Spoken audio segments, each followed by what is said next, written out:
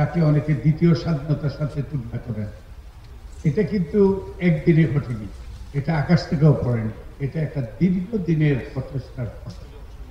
এবং জনরোষ যে সৃষ্টি হয়েছে, জনগণের মধ্যে যে অসন্তোষ সৃষ্টি হয়েছে, তার জন্য অনেকেই ভূমিকা পালন করেছে। আপনারা এখানে যারা আছেন, আমি আমাদের একজন তরুণ জাহিদকে দেখছি, ডাক্তার জাহিদকে, এবং আরো অনেকেই এখানে, আমি আমাদের সাহেব, আরো অনেকেই এখানে আছেন। তারা দীর্ঘদিন থেকে অনেক ভূমিকা রেখেছে, অনেক অনেক বিষয় তুলে ধরেছে, অনেক অসঙ্গতির কথা তুলে ধরেছেন, যার মাধ্যমে মানুষের মধ্যে সন্তোষ সৃষ্টি হয়েছে। শেষ পর্যন্ত এটা জনরোষ সৃষ্টি হয়েছে এবং ছাত্র তরুণদের নেতৃত্বে এটা একটা চূড়ান্ত পর্যায়ে পৌঁছেছে। আমি আপনাদেরকে সকলকে আন্তরিক ধন্যবাদ দিতে চাই, আন্তরিক অভিনন্দন জ্ঞাপন করতে চাই যারা এই জন্য ভূমিকা রেখেছেন। আমি নিজেও সামান্য একটু ভূমিকা রেখেছি এবং সুজনের পক্ষ থেকে আমরা একটু ভূমিকা রেখেছি। আর এখানে এখানে আমাকে গত প্রশাসন, আইন শৃঙ্খলা রক্ষাকারী বাহিনীর কি করণীয় এই মুহূর্তে সেই সম্পর্কে বলা হয়েছে। আমি এই সম্পর্কে আমার অভিজ্ঞতা অত্যন্ত সীমিত।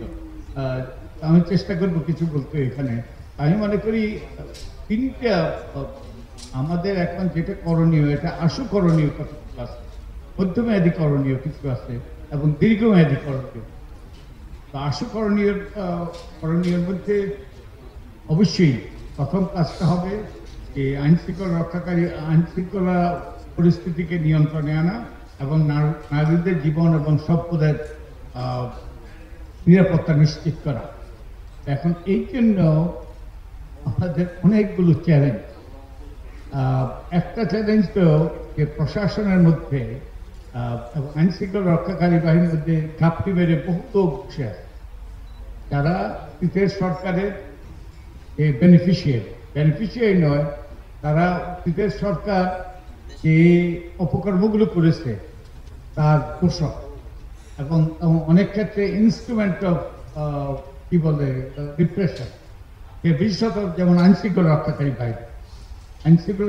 বাহিনী, তো একটা রাষ্ট্রীয় বাহিনী, কিন্তু আর এটা রাষ্ট্রীয় বাহিনী থাকে নাই, এটা একটা দলীয় বাহিনীতে পরিণত হয়েছে এবং এটা নিপীড়নের হাতিয়ারে পরিণত হয়েছে। এখন এটা ভেঙে গিয়েছে। এই সরকার পতনের সাথে সাথে আমাদের সাবেক প্রধানমন্ত্রীর পলায়নের সাথে সাথে এই আইন শৃঙ্খলা রক্ষাকারী বাহিনী পুরোপুরি ভেঙে পড়েছে এবং অনেকে পালিয়ে গিয়েছে, অনেকে গ্রেপ্তার হয়েছে। শোনা যায় যে তারা ক্যান্টনমেন্টে আছে, হেফাজতে আছে। আমি জানি না কি হেফাজতে আছে, কিভাবে আছে। আমাদের এই ছেলেমেয়েরাও তো সেই হেফাজতে ছিল। ওটা তো আমরা উপরে সবাই প্রতিবাদ করেছিলাম। এটা কি তাদেরকে তো যদি হেফাজতে থাকে, কারা হেফাজতে আছে এটা তালিকা করা দরকার, আমাদের জানা দরকার। এবং তারা গ্রেপ্তার হয়েছে কি হয় নাই, তাদেরকে কতগুলো ওই যে আইনগত কতগুলো বাধ্যবাধকতা আছে, তাদেরকে আদালতে হাজির করা দরকার। তো আমাদের বোধহয় জানার অধিকার আছে তারা ওই যে হেফাজতে আছে, তাদের নাম এবং তারা যাতে পালিয়ে যেতে না পারে সেটা নিশ্চিত করা, এবং একই সাথে তাদেরকে যদি গ্রেপ্তার করা হয় তাদেরকে আদালতে হাজির করা। আর এইসব ব্যক্তিদেরকে বিচারের আওতায় আনতে হবে। একটা আশু করণীয় হলো আমাদের যে অন্যায়গুলো হয়েছে, তিন ধরনের অন্যায় হয়েছে।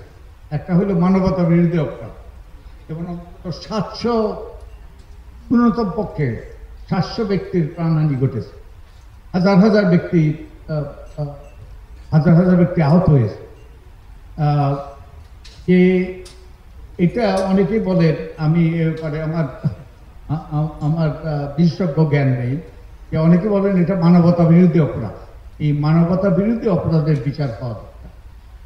আরেকটা হলো কতগুলো ফৌজদারি অপরাধ করেছে, খুন নয়, যে অন্যান্য আরো অনেক রকম ভাবে মানুষের অধিকার হরণ করেছে এবং বিভিন্নভাবে তাদেরকে নিপীড়ন নির্যাতন করেছে। তো এগুলো অনেকগুলো ফৌজদারি অপরাধ, এরও বিচার হওয়া দরকার। একই সাথে যে অর্থনৈতিক যে অপরাধ, যে সেই অপরাধ যে ব্যাংক লুট করেছে, পাচার করেছে, তারপরে দুর্নীতি দুর্বৃত্তায়ন করেছে, এগুলোর বিচার হওয়া দরকার। এগুলোর বিচারের জন্য যেটা আশু করণীয় এই মুহূর্তে সেটা হলো তদন্ত করতে হবে এবং সঠিক তদন্ত করতে হবে, নিরপেক্ষ তদন্ত করতে হবে। আমরা যেন ভাবে অতীতে যেমন হয়েছে বিচারহীনতার সেই সংস্কৃতি যেন ফিরে না যায়, তাই তদন্ত করতে হবে। যেটা দাবি হচ্ছে যে ইউনাইটেড নেশনসের সহায়তা নিয়ে আমরা তদন্ত করা, তাই এই তদন্তটা দ্রুততার সাথে শুরু করতে হবে এবং এই তদন্তটা যেন নিরপেক্ষ হয় এবং তদন্তের মাধ্যমে যাদের বিরুদ্ধে তাদেরকে দায়ী করা হয় তারা যেন নিরপেক্ষ, তারা যেন সঠিক বিচার পায়। কোন রকম যেন কাঙ্গারু কোর্টের মাধ্যমে যেন এদের বিচার করানো হয়। আমরা নূতন সংস্কৃতি গড়ে তুলতে হবে। তারপরে আমাদের এই বাহিনীকে, এই যে যেটা দলীয় বাহিনী হয়েছে এটাকে সরকারি বাহিনীতে পরিণত করতে হবে। এটা চারটিখানি কথা নয়, এটা অনেক সময় লাগবে, কিন্তু এই কাজটা শুরু করা দরকার। আমাদের হয়তো একটা কমিটি করে কিছু ব্যক্তিকে পদায়ন করা হয়েছে শীর্ষ পদে, কিন্তু একটা কমিটি করে আমার মনে হয় এটা যাচাই বাছাই করে কারা অপরাধী কর্মকাণ্ড করেছে ওই রকম তদন্ত নয়, অন্তত প্রাইমা ফেসি প্রাথমিকভাবে যারা ওই যে নিপীড়নের দোষর ছিল তাদেরকে বাদ দিয়ে যে যারা অনেকে বঞ্চিত হয়েছে তাদেরকে নিয়ে বাহিনীটা করতে হবে এবং নিশ্চিত করতে হবে তারা যেন আবার দলীয় বাহিনীতে না হয়, তারা যেন কারো ব্যক্তির কিংবা কোনো গোষ্ঠীর স্বার্থ যেন রক্ষা না করে। তো এটা একটা গুরুত্ব। আর আরেকটা গুরুত্বপূর্ণ হলো প্রশাসনের এই যে আমরা যেটা দেখেছি, এটা সবচেয়ে প্রশাসন এবং আইন শৃঙ্খলা রক্ষা বাহিনীতে যেটা সবচেয়ে গুরুতর সমস্যা, সেটা হলো যে কোনো ব্যক্তি যাদের সাথে যে ক্ষমতাসীন দলের সংস্পর্শ ছিল না, তাদের পরিবার, তারা কিন্তু নিয়োগ পায়নি। খুব কম ক্ষেত্রে, যদিও কেউ হয়তো অনেকভাবে তাদেরকে আটকানো হয়েছে। একটা হলো সেই পিএসসির যে সকল প্রশ্নপত্র ফাঁস হয়েছে, পিএসসির পক্ষপাতিত্ব হয়েছে এবং 200 নম্বর কি ওই যে ফাইবা এর মাধ্যমে তাদেরকে পার করেছে। এবং এরপরে যদিও এর মাধ্যমে যদি কেউ যারা ক্ষমতাসীন দলের ছাত্র সংগঠনের সাথে জড়িত নয়, তারা যদি ওই যে সিলেক্টেড হয়ে থাকে, তাদেরকে আটকিয়ে দেওয়া হয়েছে পুলিশ ভেরিফিকেশনের মাধ্যমে। যে আমরা তো জানি এই ঘটনাগুলো জানি এবং অনেকেই বঞ্চিত হয়েছে। আমাকে অনেকে যোগাযোগ করেছে এর আগে এবং এখনো যোগাযোগ করছে। তারা ওই যে 12তম ব্যাচের 15তম ব্যাচের তারা এখনো সিনিয়র রেজিস্ট্যান্ট সেক্রেটারি। এই অন্যায় যে করা হয়েছে এগুলোর বিহিত করা দরকার। আমি আনন্দিত যে একটা গ্রুপকে গতকালকে বোধহয় অনুষ্ঠান দেওয়া হয়েছে, এটা গুরুত্বপূর্ণ। কিন্তু এক্ষেত্রেও যাচাই বাছাই করে দেওয়া দরকার এবং আমরা একটা পদ্ধতি অনুসরণ করে দেওয়া দরকার। যে শুধু করলেই হবে না, পদ্ধতি অনুসরণ করার ব্যাপারে যে একটা ক্ষেত্র আমার চোখে পড়েছে। যেমন আমাদের আপিল বিভাগের সব বিচারপতিরা একজন ছাড়া সবাইকে হত্যা করেছে। তো এখন আমরা প্রধান বিচারপতি, আমরা যাদেরকে নিয়োগ দেওয়া হয়েছে তারা ভালো লোক এবং আমি আনন্দিত যাদেরকে নিয়োগ দেওয়া হয়েছে, আমি তাদেরকে অভিনন্দন জ্ঞাপন করি। কিন্তু একটু পদ্ধতিটা যদি ওই যে অনুসরণ করা হতো। এখন তো ওই যে হাইকোর্ট বিভাগ থেকে সরাসরি চিফ জাস্টিস করার একটা প্রেসিডেন্ট সৃষ্টি হইল। এখন কত লোক যে ধর্ণা দেবে ভবিষ্যতে, যে হাইকোর্ট বিভাগ থেকে সরাসরি এক লাফে ওখানে যাওয়ার, যেটা করা যেত যে রিফাত সাহেব যাকে দেওয়া হয়েছে খুব ভালো লোক এবং যোগ্য লোক এবং তাকে আমার মনে হয় সঠিক সিদ্ধান্ত। কিন্তু তাকে যদি আগে অ্যাপিলেট ডিভিশনে দিয়ে যদি একদিন 2 দিন পরে যদি দেওয়া হতো, আমার মনে হয় পদ্ধতিগতভাবে এটা সঠিক হতো।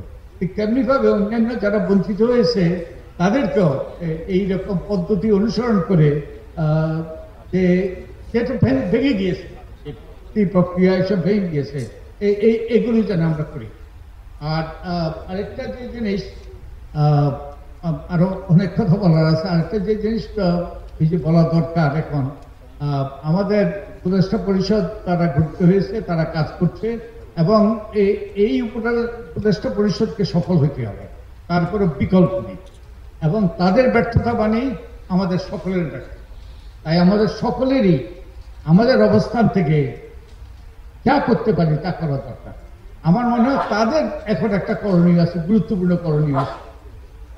এই আন্দোলন থেকে দুটো জিনিস, এই যে অনেকেই অনেক কিছু দেখেছেন, শুনেছেন, আমি দুটো জিনিস শুনেছি। একটা হলো যে এই বিচার, যে এই যে যারা অপরাধী, ওই যে 3 ধরনের অপরাধী, তাদের যেন বিচার এবং নিরপেক্ষ বিচার হয়। আরেকটা শুনেছি নেভার এভার এগেইন, যেই অন্যায়, এই যে যেই জগদ্দল পাথরেও আমাদের উপর চেপে বসেছিল যে কর্তৃত্ববাদের, সেটা যেন আর ফিরে না আসে। তো তার জন্য এই দ্বিতীয়টার জন্য অনেকগুলো আসল সংস্কার করতে হবে, তাদের অগ্রাধিকার নির্ণয় করতে হবে, দীর্ঘমেয়াদী কতগুলো সংস্কার করতে হবে, যে প্রক্রিয়ার সংস্কার করতে হবে, পদ্ধতির সংস্কার করতে হবে, সংবিধানের সংস্কার করতে হবে, আইন কানুনের পরিবর্তন করতে হবে, কতগুলো আইন আছে এগুলো সংস্কার করতে হবে, এবং কিছু ব্যক্তিদের অনেক পদে নিয়োগ দিতে হবে। তো এই দীর্ঘমেয়াদী ভাবে আমি এই কথা বলে শেষ করব যে যতগুলো সংস্কার দরকার, ওই যে সারা অঙ্গেই তো হতো, কোথায় কোথায় মলম দেব। এখন সবকে অনেক কিছুই করার দরকার আছে, কিন্তু অনেক কিছুই এই সরকারের পক্ষে করা সম্ভব নয়। এই কাজটা আমি মনে করি তারা করতে পারে। অনেকগুলো আইন কানুন পরিবর্তন, অনেকগুলো সংবিধান সংশোধনের জন্য কি কি সংবিধান সংশোধন করতে হবে, এইসব আইডিয়াগুলো করতে হবে, এবং কিছু লোককে নিয়োগ দিতে হবে, ইত্যাদি ইত্যাদি। আমার মনে হয় একটা কাজ যেটা করতে পারে সেটা হলো একটা রাজনৈতিক সমঝোতা সৃষ্টি করা, পলিটিক্যাল সেটেলমেন্ট, যে রাজনৈতিক দলের সাথে আলাপ আলোচনা করে, নাগরিক সমাজের সাথে আলাপ আলোচনা করে, সকলের সাথে আলাপ আলোচনা করে কতগুলো বিষয়ে ঐক্যমত্যে পৌঁছায়। আমরা একটা দলিল তৈরি করেছি, আমরা বলি জাতীয় সনদ, যে বিষয়গুলো যে অবশ্যই আমাদের করতে হবে। এই রকম জাতীয় সনদ বলতে পারি, কিংবা সেটাই বলি আমরা একটা এই যে পলিটিক্যাল সেটেলমেন্ট, এবং রাজনৈতিক সাথে আলাপ আলোচনা করে এমন একটা পলিটিক্যাল সেটেলমেন্ট, এমন একটা চুক্তি। যদিও আমাদের এই ব্যাপারে খারাপ অভিজ্ঞতা আছে, আমরা 3 জোটের রূপরেখা বাস্তবায়িত হয় নাই। তারপরে ওই যে আওয়ামী লীগের যে দিন বদলেশন বাস্তবায়িত হয়নি, তবুও একটা চুক্তি, যে ওই চুক্তি স্বাক্ষরিত হওয়ার পরে একটা সুষ্ঠু নিরপেক্ষ নির্বাচন হবে, তারাই ক্ষমতায় যাবে, তারা যেন সেই চুক্তিতে যেগুলো অন্তর্ভুক্ত আছে সেগুলো যেন বাস্তবায়ন করে। আমি আর কথা বাড়াবো না এখন, পরে যদি আর করা থাকে আপনাদেরকে সকলকে ধন্যবাদ।